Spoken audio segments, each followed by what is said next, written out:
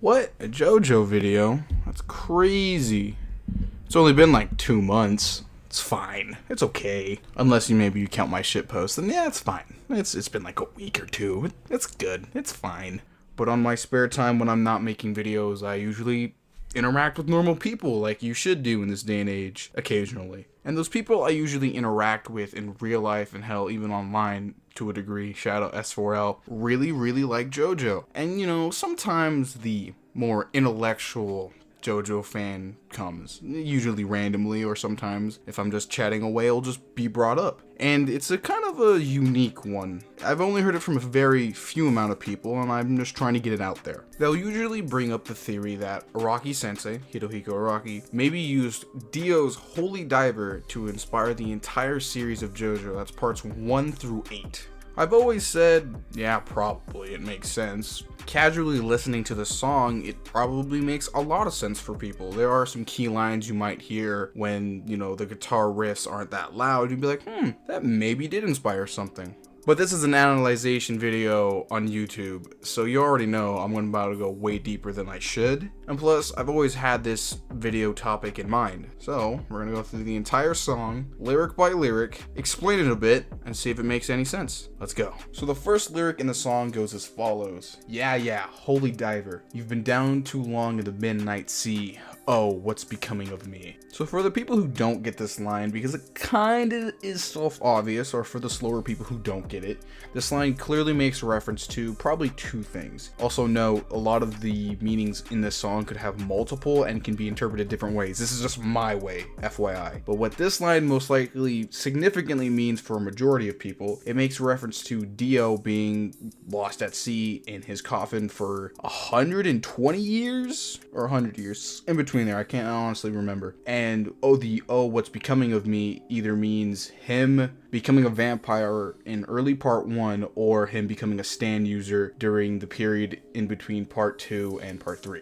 So the next line we have is, ride the tiger. You can see his stripes, but you know he's clean. Oh, don't you see what I mean? So you could technically metaphorically say for this line, the tiger is supposed to represent Jonathan Joestar from part 1, Phantom Blood, and the tiger is clean, and Dio is riding him metaphorically, being a reference to A, part 1, and B, part 3's events. It's a little bit of a stretch, but I think that one works. Next line is pretty simple. Gotta get away, holy diver, yeah. This line just makes reference to Dio's probably adventures during part 3. He was going around the world for 6 months, if I was correct. If I am correct, it was 6 months. It's just that time period where he was banging Giorno's mom and a whole bunch of other women. So yeah, just tiny line referencing that probably. Shining diamonds, like the eyes of the cat in the black and blue. So this is making reference to part 4, Crazy Diamond, Kira, Killer Queen, and Josuke. It's a very tiny line, but you can interpret it a lot of ways. Usually authors like to just see one thing and they can just kind of branch out. As an author myself, well, not a published author, just, when I'm writing things down, sometimes I'll see something and I can go on for days just kind of explaining it in like my own story. So this like 2-sentence line works really for this part of the song. It kind of elaborates to a lot of things for being 2 sentences. So our next line is pretty short. It's literally 5 words long. It's something is coming for you. And this probably is clearly most likely referencing part 3's Stardust Crusaders, the Stardust Crusaders in that part, and most likely Jotaro, how he was trying to track down Dio to save his mom's life. It's very short, but part 3 is brought up at the very end of the song, so it's just a tiny bit for something a little bigger later on. Next one's a little bit beefy, so let me prepare real quick. Race for the morning. You can hide in the sun till you see the light. Oh, we will pray it's alright. Gotta get away. So this is the biggest reference to part 1. Sometimes they do repeat a little bit, some of the parts, and I think this one just is making reference to the whole vampire thing in part 1, just, Dio becoming a vampire and him having the weakness of the sun. It's a little bit different because, till you see the light, and you really can't be a vampire and see the light because you'll die, but creative liberties, right, Araki? So it's just making a small reference to that part. Finally, my favorite part is getting referenced part 7, and it's a beefcake, and I love it. Get away. Between the velvet lies, there's a truth that's hard as steel. The vision never dies. is life is a never-ending wheel. Yeah, boy. Okay, that boy wasn't in the song, but yeah, you get it. So what this line is clearly referencing, or is actually double referencing, is part 7 and the fact that multiple universes exist, / the fact that the Joestar versus Brando bloodline is never ending and it will never end even in different universes. So kind of a cool concept that he got that from what, 1, 2, 3, 4, 5 lines. Araki's kind of a genius so far with these lines. Very brief summarizations of parts in just a few lines is really cool and a really great way to write your story, just personally in my opinion.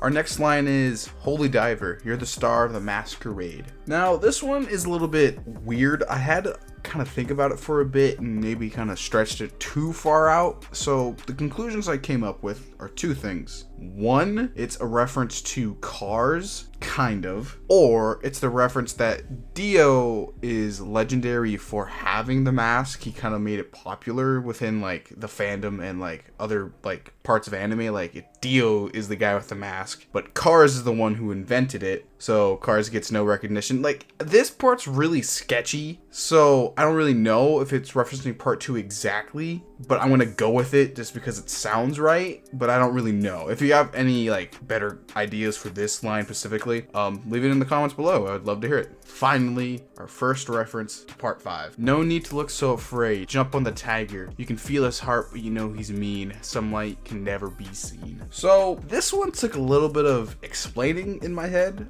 initially. So I thought to myself, okay, a light that can never be seen. So I thought, Jotaro's technically never seen Giorno like face to face, and it's a story in the JoJo universe that's pretty secluded. Josuke, Jolene, Jotaro, they don't know about Giorno to an extent. I think maybe Jotaro's maybe commented about it off screen, off panel. So yeah, I think it's referencing this part of JoJo because, you know, Giorno's never seen and he's, you know, technically just a good version of Dio, and he is technically mean to a degree. So I think this is just referencing Giorno in part 5 in some manner or way. So the next line is just a repeat. It's just, "Ride the tiger. You can see his stripes, but you know he's clean. Oh, don't you see what I mean?" And it's just, you know, referencing part 1 again. So it's really simple. Gotta get away, get away, gotta get away, gotta get away. Holy diver, soul survivor is the next line in the song. And this one clearly makes reference to part 6. Now, I had to think about it for a bit, like, is it referencing anything? And it took me a bit, and I said, the universal reset in part 6? And I said, maybe?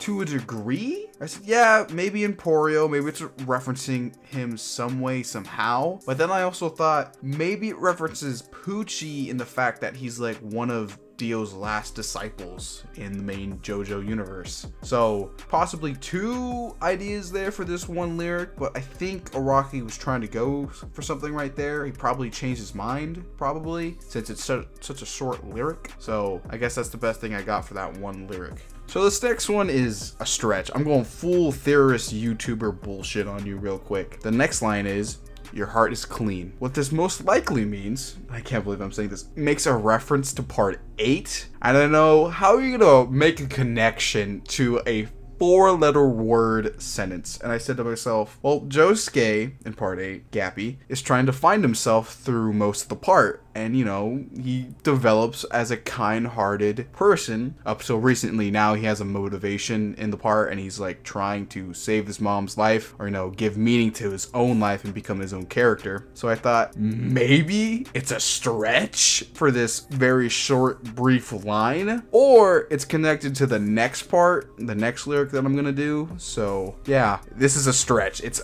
a bigger stretch I can give for you for giving a direct reference to part 8. If not this, it's probably a few lyrics back in that part 7 reference where life's a never-ending wheel. So that could be also a reference to part 8, a very brief thing, and that you probably have to like dig deep for. Yeah, holy diver, you're caught in the middle. coming after you, holy diver, oh holy diver, gotta get away, come on. So this is pretty easy to make out, well, for me at least. It's probably clearly referencing part 3 Stardust Crusaders and the fact that, you know, Dio's caught in the middle of, you know, the rescue of Holly Joestar from the Stardust Crusaders, and the fact that she's dying and Jotaro's coming to Egypt to beat Dio's ass. One of the greatest fights in the entire anime, hands down. Probably next to Johnny and Diego, in my opinion. I really love that fight too. So yeah, that's the last lyric to the entire song, referencing part 3. Starting with part 3, ending with part 3. You gotta love it, right? So with that being the ending lyric of the entire song, does this theory, fan theory mind you, hold any ground in reality? Does it reference all the parts, all 8 of them, in this song very well? I have to say, yeah, with a couple stretches in there, it kind of does make sense. Some of the lines can probably be interpreted as